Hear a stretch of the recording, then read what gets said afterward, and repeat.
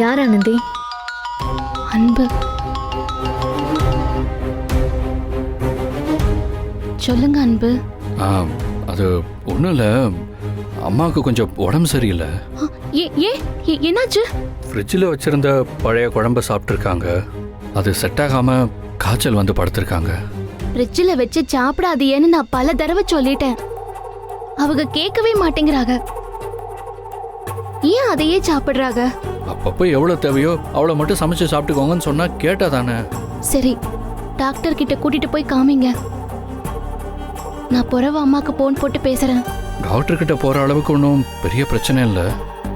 நான் இங்கேயே இருக்கேன்னு அடம் பிடிச்சிட்டு இருக்காங்க.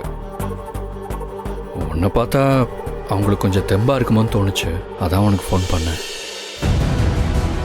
நீங்கள் கொஞ்சம் வரியா?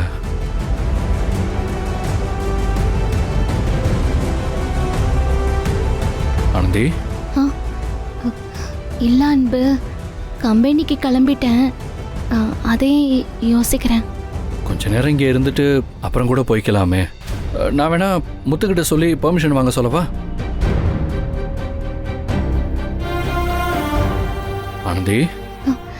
இல்ல அன்பு, ஏற்கனவே நிறைய லீவு பர்மிஷன்லாம் போட்டுட்டேன். அக்கா கல்யாணத்துக்கு வேற லீவு சொல்லணும். நிறைய லீவு போட்டா அந்த கருணாகரன் பிரச்சனை பண்ணுவாரு. அதே யோசிக்கிறேன்.